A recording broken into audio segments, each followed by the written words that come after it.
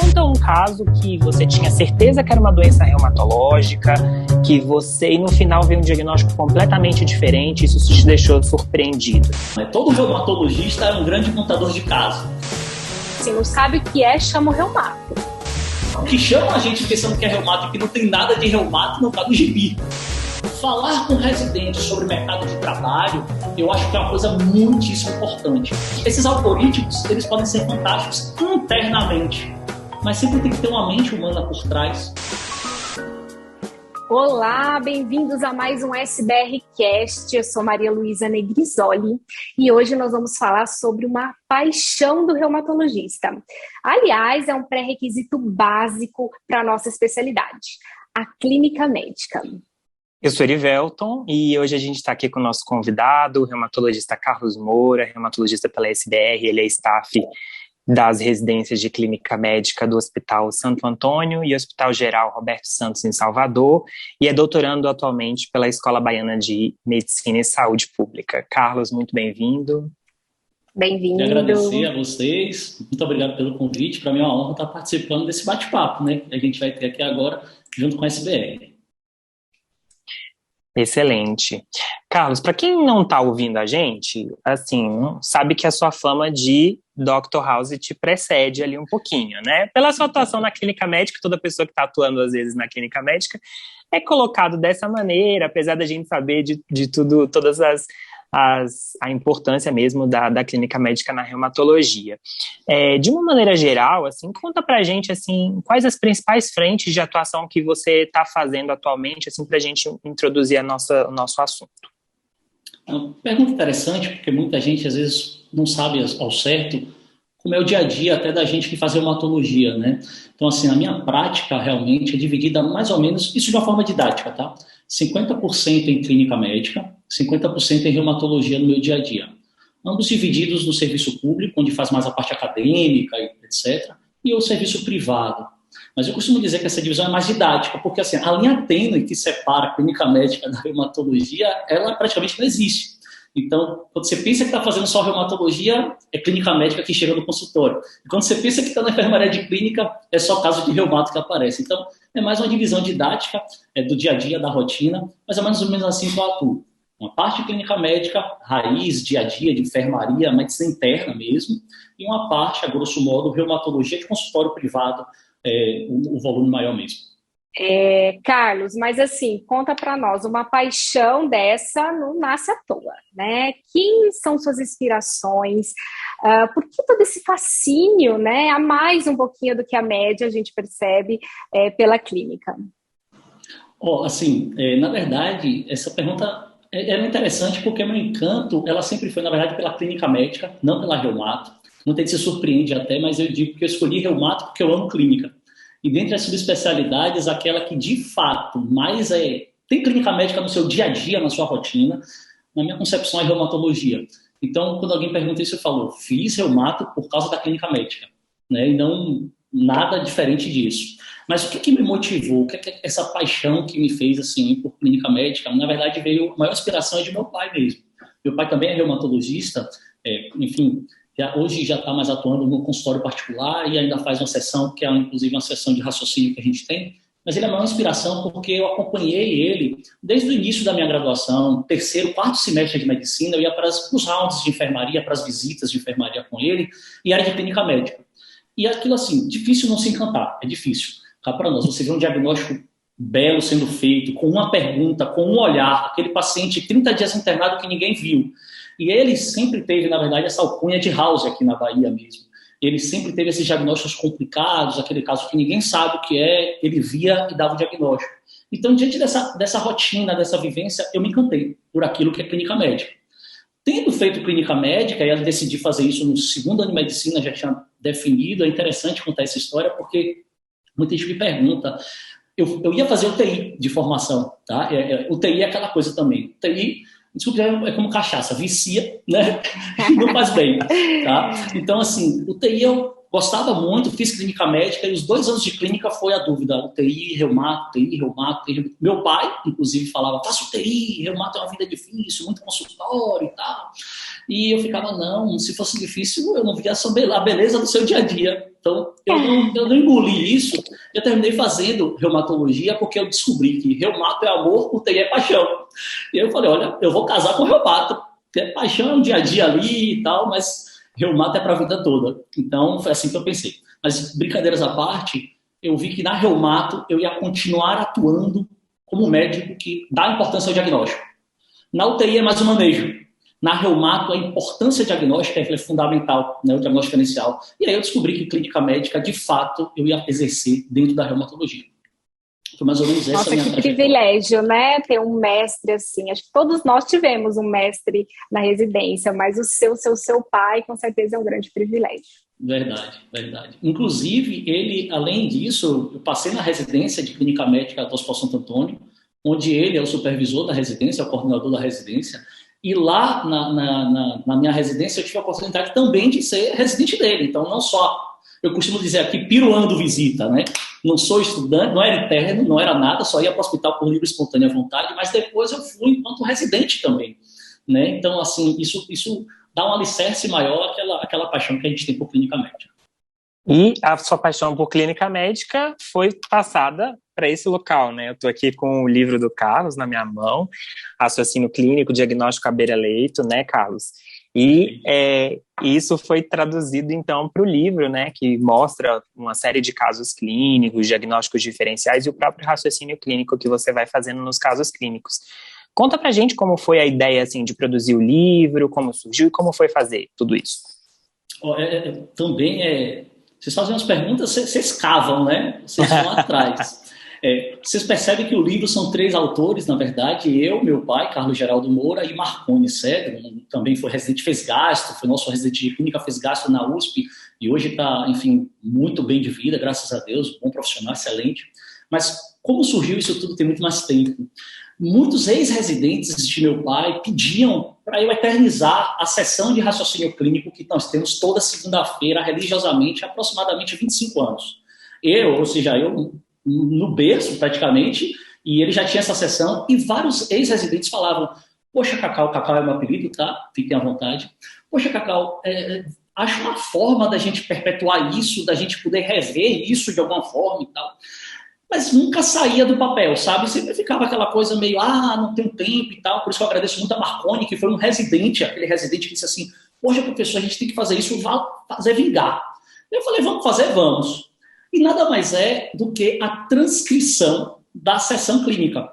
Então, a nossa sessão está transcrita aí. Como é que se comporta a sessão? Por isso que eu achei esse livro, não é porque a gente fez e tudo, não é isso. É um livro atemporal, nesse sentido, é um livro eterno, porque tudo que a gente aborda são os princípios básicos de beira de leito. Isso é imutável, desde Hipócrates, né? Então, a gente vê, quando você lê o livro, de que a sessão ela funciona da seguinte forma. É apresentado um caso clínico, onde esse caso só quem conhece é o apresentador. Então, Carlos Geraldo, que é o chefe da sessão, não conhece, todas as pessoas que estão ali assistindo não conhecem. Quem são as pessoas que estão assistindo? Internos do 5º e 6º ano, R1, R2, alguns preceptores. Eu sempre estou lá presente diariamente, e alguns outros preceptores, cardiologista, neurologista, etc. No grupo nosso. E a sessão funciona da seguinte forma, apresentado o caso, e o caso não pode passar do exame físico. Então, terminou o exame físico, você trava, porque a gente não pode pensar no exame complementar. O exame complementar é uma coisa que a gente vai deduzir e depois vai discutir. E é isso que eu acho bacana da sessão, é raciocínio puro. E por isso que vingou nesse livro, o pessoal vem gostado muito do livro, o pessoal que até segunda edição vem me pressionando, mas dá trabalho. E aí opina interno do 5º, interno do 6º, R1, R2, nessa sequência hierárquica, o que traduz no livro uma evolução do conhecimento, você enxerga isso, poxa, a opinião do interno, como vai amadurecendo no processo, você vê o R2 já opinando com a coisa mais robusta, então o próprio residente se entende enquanto médico nessa situação diferente, né? Vem os preceptores e, por fim, a remate de Carlos Geraldo, só fazendo, digamos assim, juntando os pontos e fazendo o diagnóstico ao remendo. Depois vem a apresentação dos enfim, dos exames complementares, e a nossa discussão. E aí que entra a briga, a discussão, rasga o exame, não bate com o que eu pensei, eu tenho que rever o que eu pensei, e aí que fica legal. No final de tudo, é coroado com uma aula sobre o caso do que foi apresentado. Então, acho que é muito bacana. E esse livro, assim, realmente foi um parto, foi difícil fazer, mas agradeço muito a todo o apoio dos residentes e todo mundo. Em breve sai o segundo, em breve. Muito, muito legal, né, Eri? Eu não sei você, mas eu tinha aqui também um mestre que fazia essas discussões, a gente tem, assim, né, relembrando aqui nossos tempos também, memórias muito, muito boas desse tempo. Exatamente. Muito bom, Malu. Carlos, vou aproveitar então, já que a gente falou do livro, caso clínico, vamos usar então, a gente sabe que a Reumato traz grandes lições, então eu vou te dar um desafio difícil, já que você está gostando dos desafios que a gente está te dando, de perguntas, e me conta um caso que você tinha certeza que era uma doença reumatológica, que você, e no final veio um diagnóstico completamente diferente, isso te deixou surpreendido, assim, conta pra gente. Assim, a gente tem sempre alguns casos para contar, né? Todo reumatologista é um grande contador de casos, mas não pescador, não é mentira, são casos reais. Que sempre a gente toma 1-0 uma vez e não toma depois, né? A gente aprende com nossos equívocos. Então, assim, tem um caso, por exemplo, que por exemplo, é uma paciente que eu tive, esse caso não está no livro, e esse caso a gente até publicou numa revista da Reumato. Foi interessante porque eu errei o primeiro momento, o diagnóstico, né? Eu tive um primeiro equívoco, e no retorno dessa paciente eu olhei e disse, meu Deus, como eu deixei passar aquilo. E é uma paciente no ambulatório de artrite reumatoide, já era acompanhada com artrite reumatoide há algum tempo por alguns colegas, e a gente foi dar continuidade no acompanhamento. E o bacana é que essa paciente tinha uma artrite reumatoide soronegativa, né? Tinha umas deformidadezinhas de mão, estava tomando metotrexato, leflunomida, um caso do dia a dia do reumato. E no ambulatório de artrite reumatoide, aí vem o problema da especialidade. É um problema, porque você já faz você fecha. Por mais que você tente não fechar, a gente faz muita clínica médica, na rotina do dia a dia a gente termina fechando, né? Então, a poliartrite no consultório do reumato, artrite reumatoide, lúpus, são poucas coisas que a gente normalmente vê de insight. Para o clínico, não. O clínico ele já pensa de uma forma diferente. Então, é essa a percepção que a gente tem que ter. E eu estou no ambulatório de artrite reumatoide, atendendo 1 AR, 2 AR, 3 AR, 4 AR, vai vir a quinta é o quê? AR, né?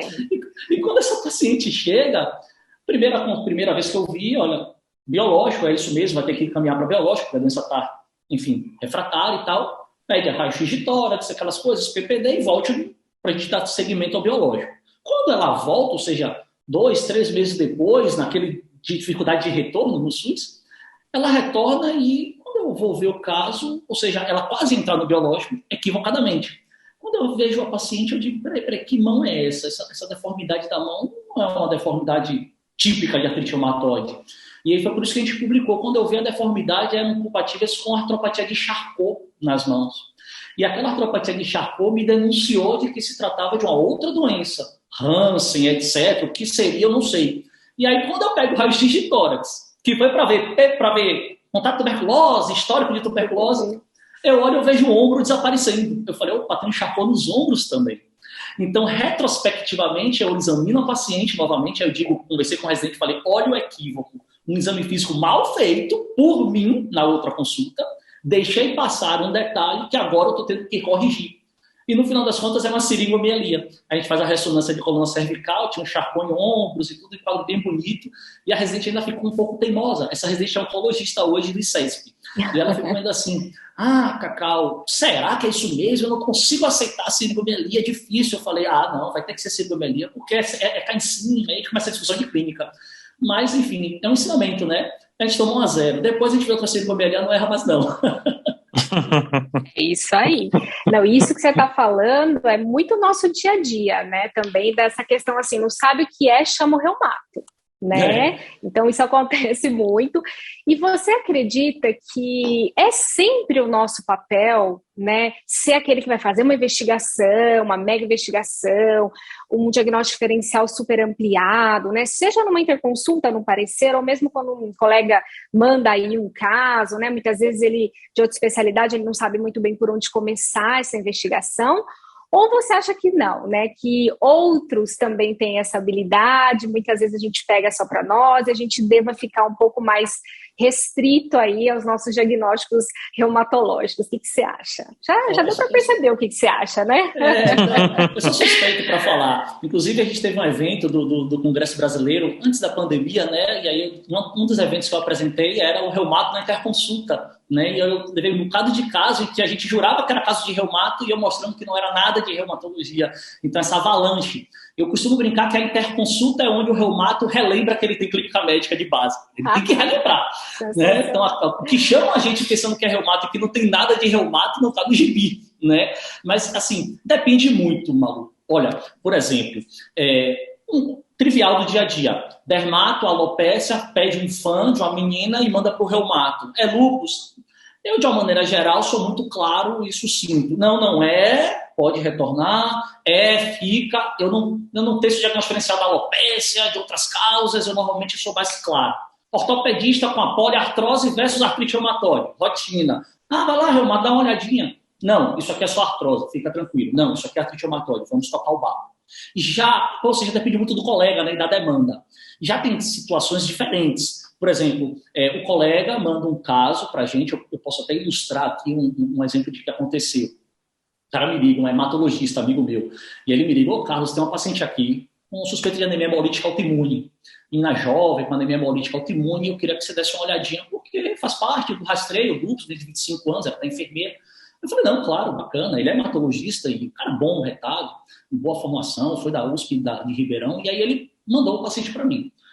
Esse caso, quando ela chega, e eu identifico que aquilo ali, eu não travei, conversa, exame, nada, não tem nada de lúpus, mas será que não era só anemia hemolítica autoimune, só que ela tinha sido politransfundida? O CUMBS direto era no contexto de várias transfusões que essa paciente recebeu. Então eu falei: peraí, quem disse que é anemia hemolítica autoimune? E aí, ou seja, aí eu me sinto no dever de abrir o leque do diagnóstico diferencial, e eu não tenho problema em circular com as outras especialidades nesse sentido. Eu gosto de circular em outras especialidades mesmo, por causa da clínica médica, né? A enfermaria, a gente vê de tudo, são 100 leitos no Hospital Santo Antônio, inúmeros leitos no Roberto Santos, então a gente vê de tudo e discute de tudo mesmo, assim, não para e trata, conduz. Então a gente tem uma rotina disso. E aí quando eu vejo essa paciente, eu vou examinar na maca. Quando eu levanto a camisa, tem uma cicatriz de colecistectomia. Eu perguntei: opa, você fez cirurgia? Eu tinha 13 anos. Eu falei: 13 anos, tirou a vesícula? Foi cálculo. Cálculo na população pediátrica, eu tenho que lembrar de hemólises crônicas. E aí, quando eu apertei o juízo, eu falei: então ela deve ser um quadro hemolítico crônico, arrastado. No nosso meio aqui em Salvador, Bahia, falcemia, né? Só que o hemato já passou. O hemato já viu isso daí. Eu falei: será que o hemato é vacilar? Não. Já tinha eletroforese e tudo. Isso é só para ilustrar, tá? Me desculpe se eu estou me alongando. Quando eu vou olhar o hemograma, eu falei: não, isso é hemólise crônica. Quais são as hemólises crônicas? Ou seja, a visão do clínico. Que às vezes faltou ao colega subespecialista da hemato ter aquela dar 2 passos para trás para ver a floresta e parar de olhar só para a árvore, que é comum. A gente comete esse equívoco, como eu acabei de contar da semilobielite. Então, isso é a rotina do especialista, ter esse tipo de erro. Então, quando eu olhei, o VC havia aumentado, aquela hipercromia, na verdade, né? Aí eu falei: opa, uma hemólise com hipercromia só pode ser esferocitose hereditária. E aí eu ligo pro colega, converso com ele, ele diz: poxa, Cacau, só pode ser isso. Aí eu falei: mas agora eu já não sei como prosseguir. Eu passo a bola de novo. Então eu devolvi pro hemato. Então isso ilustra bem o parecer que pede do reumato, onde eu preciso de fato abrir o leque. Outras circunstâncias não. Eu sou mais claro, mais reto, mais objetivo, para não ficar aquela ideia: lá vem um reumato fosforilar. Tudo que a gente queria era um monte de caos mesmo, né? E eu imagino, não sei como é que é para você, mas quando a gente passa aí de aluno, né, para professor, durante essas discussões, né, você tá ali na frente dessa plateia de alunos querendo aprender, né? Dá um gás na gente ainda mais, aí que vem tudo na cabeça da clínica médica, né? Isso é uma coisa bacana, né? Isso alimenta, assim, o nosso dia a dia, dá muita animação, né, para a gente enfrentar depois, né, o consultório, todo aquele nosso trabalho um pouco mais, digamos assim, moroso do dia a dia, né? Vocês não acham? Sem dúvida, sem dúvida. A motivação que o aluno dá, que o estudante traz, as perguntas que eles trazem, na verdade, eu digo que é aquilo que alimenta a gente. Pelo menos a mim, assim, é difícil eu funcionar sem isso. difícil funcionar só com consultório, né? E eu costumo dizer que a base que esses casos dão para você, no consultório, trabalhar o paciente é uma coisa violenta. A gente não tem um caso no consultório que te assuste. Quando você tem um dia a dia com esse perfil de paciente, qual é o caso que vai te assustar? Hemorragia alveolar, ativação macrofágica. Meu Deus, isso nem é rotina de consultório, a gente vê isso em outros ambientes. Aí acontece um no consultório e você não está assustado, né? Não, conduz assim, assado. Então, e os alunos estimulam, são eles que são, para mim, é o combustível. É o residente, a pergunta. Eu falo para eles, olha, porta se abre por dentro. Educar significa educere, que é extrair, né? Você tirar da informação, é aquela ideia de maiêutica, de imparto, ou seja, o conhecimento ele vem de dentro de você. Aí eu falo com eles, olha, vocês são diamantes que eu preciso lapidar apenas, mas eu não transformo você em diamante, você já é um diamante. Agora, esse processo de lapidar, eu estou aprendendo também. Né? Todo mundo que está lapidando o diamante, ele está aperfeiçoando sua forma de lapidar e, consequentemente, de lidar com o diamante. Então, eu costumo sempre dizer isso, e a gente não é diferente. Portas se abrem por dentro. Eles nos estimulam, eles fazem toque-toque, e a gente abre a porta para esse conhecimento. Acho isso muito bacana. Muito legal participar desse processo de aprendizagem deles, né? E eu vou até aproveitar, então, que ele está falando sobre isso, Malu, porque nós temos um público, inclusive, que acompanha o podcast de residentes, né? E todos nós, quando a gente faz a residência, a gente olha hoje e pensa alguma coisa que a gente faria diferente, assim, quando olha para trás. O que você faria diferente, Carlos, na sua residência? Se você estivesse entrando na residência hoje, o que você faria de diferente? Tem horas que eu penso assim, eu falei, poxa, talvez fosse tanta coisa que eu não sei nem o quê, né? Quando você tem tanta informação, você não sabe nem o que você faria de diferente.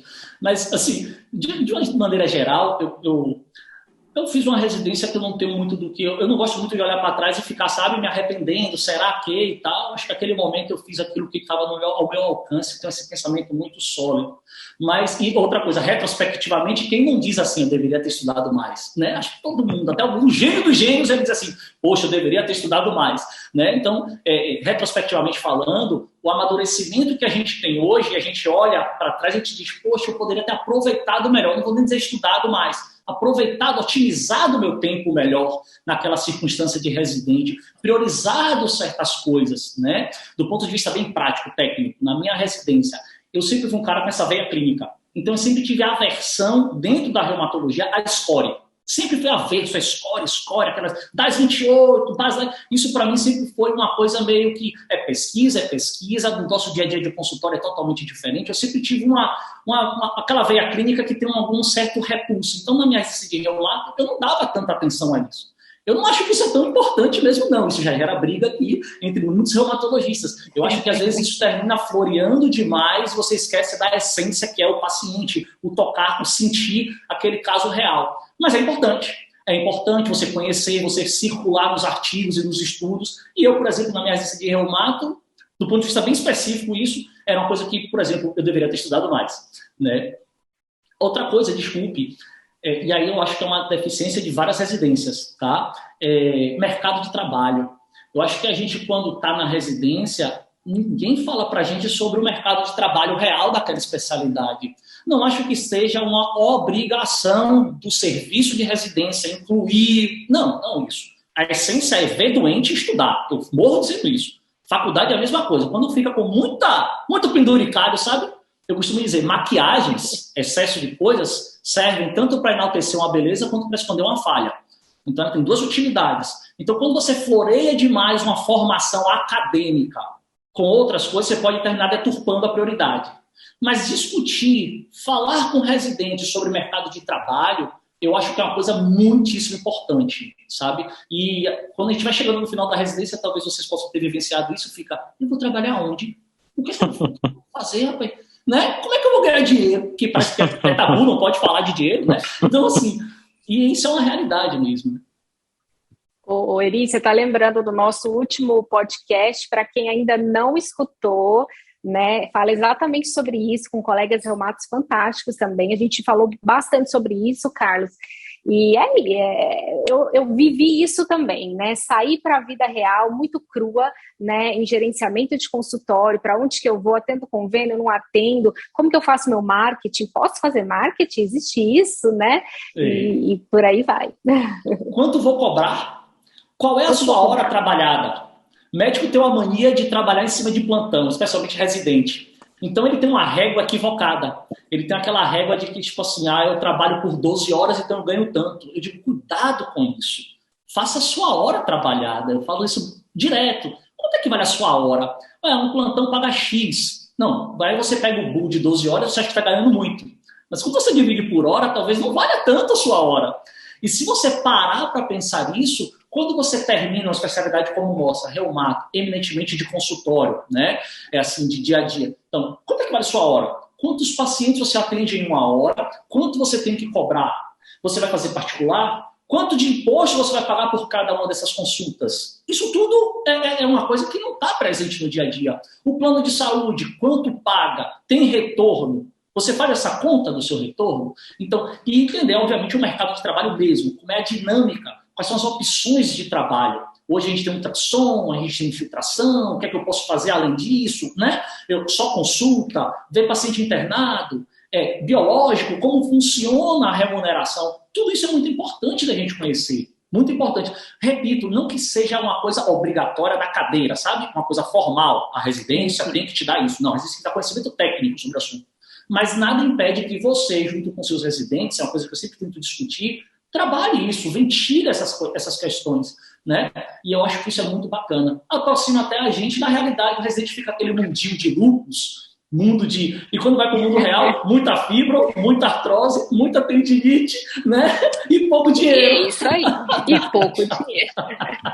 E além desses problemas, tem a questão também agora da tecnologia invadindo a medicina, né, e tudo mais. Então a gente está aqui falando da medicina raiz, né, da medicina que vai lá, toca no paciente, conversa com o paciente, mas a gente está vendo que no futuro, né, o algoritmo que vai fazer aí o diagnóstico, né, a gente com painéis cada vez mais fantásticos, genéticos, imunológicos, né, trazendo toda a doença já na fase pré-clínica para a gente, né, Carlos?